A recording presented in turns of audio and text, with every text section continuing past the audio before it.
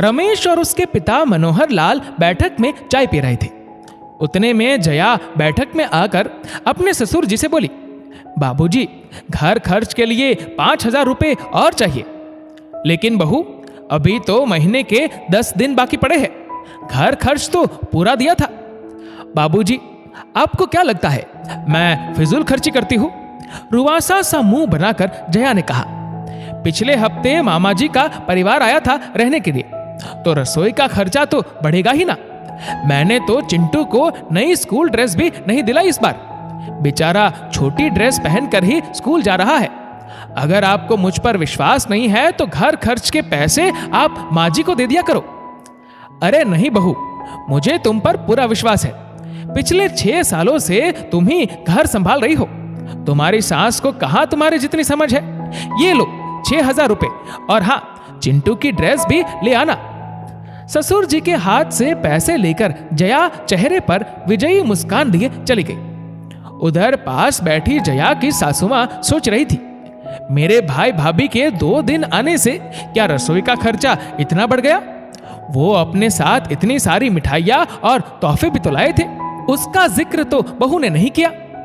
जया की सासू मां अनपढ़ थी, इसलिए मनोहर लाल उन पर ज्यादा विश्वास नहीं करते थे।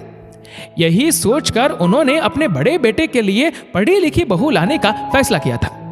जया इंटर पास थी, सुंदर भी थी, इसलिए उन्होंने अपने बड़े बेटे रमेश की शादी जया से करवा दी। वैसे तो जया अच्छी थी, वह घर में सबसे ज्यादा पढ़ी लिखी और सब कामों में निपुण थी, लेकिन इसी बात का फायदा उठाकर वो सासुमा को हर बात में नीचा दिखाने की कोशिश करती रहती। मनोहर लाल ने भी धीरे धीरे घर चलाने की सारी जिम्मेदारी जया पर ही डाल दी। जया जो कहती परिवार वालों को वही सही लगता। जया हर बार घर खर्च के पैसों को कम बताकर किसी ना किसी बहाने और पैसे ले लेती। जया की सास को हिसाब करना आता नहीं था और बाकी कोई उससे हिसाब मांगता नहीं था। छुट्टियों में जब भी जया अपने मायके जाती, कोई न कोई सोने का गहना जरूर लाती, कभी झुमके तो कभी अंगूठी। सासू मां के पूछने पर कहती मां ने दिया है। जया की सास सब समझती थी कि मां हर बार सोने का गहना नहीं दे सकती, क्योंकि जया के मायके वाले इतने भी पैसे वाले नहीं थे। लेकिन उनके अपने पति के सामने बोलने की हिम्मत नहीं थी, क्योंकि उनके पति और बाकी सब घर वालों की आंखों पर तो जया के अंधविश्वास की पट्टी बंधी थी। जया के ससुर मनोहर लाल और पति रमेश कपड़े की दुकान चलाते थे। देवर सुरेश भी इंटर पास करके दुकान पर बैठने लगा था।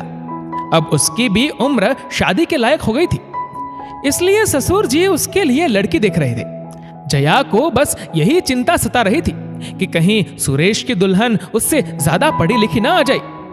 लेकिन मनोहर लाल को तो दूसरी बहू भी पढ़ी लिखी ही चाहिए थी। जया ने अपनी तरफ से कोशिश तो की, लेकिन फिर भी देवरानी बीए पास आ ही गई।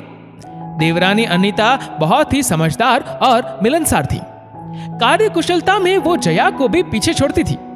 जया को अपना सिंहासन डोलता नजर आ रहा था। जया अब देवरानी अनीता को भी दबाकर रखना चाहती थी, लेकिन अनीता को अंदाजा था कि घर खर्च लगभग कितना लगता है।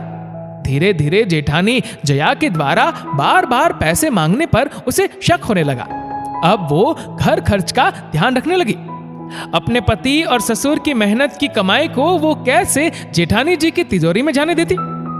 अगली बार जब जया ससुर जी से और पैसे मांगने गई, तो अनीता ने राशन और सामान के लागत की पर्ची लाकर सबके सामने रख दी। घर खर्च सिर्फ 20,000 रुपए था, लेकिन जया को हर महीने 25,000 रुपए दिए जाते थे। ये देखकर सभी का चेहरा फक हो गया। पूछने पर जया से कोई जवाब देते नहीं बना। सासू मां का शक भी सही साबित हो गया। वे लोग घर में शांति बनाए रखना चाहते थे, इसलिए अब मनोहर लाल सारे खर्च का हिसाब लेने लगे। जया की सास ने संतुष्टि भरी निगाहों से पहले अनीता की तरफ देखा, फिर मुस्कुराते हुए जया की तरफ देखा, जैसे कह रही हो, बड़ी बहू, अब तुम्हारी तानाशाही नहीं चलेगी। दोस्तों, इस वीडियो को लेकर आपकी क्या राय है, नीचे कमेंट करके जरूर बताएगा। और अगर आपको वीडियो अच्छा लगा हो तो इस वीडियो को लाइक करेगा, शेयर करेगा ज्यादा से ज्यादा लोगों तक, और ऐसे ही और भी इंस्पिरेशनल वीडियोस के लिए सब्सक्राइब करें हमारे यूट्यूब चैनल को और फेसबुक पर फॉलो करें हमारे पेज को। धन्यवाद।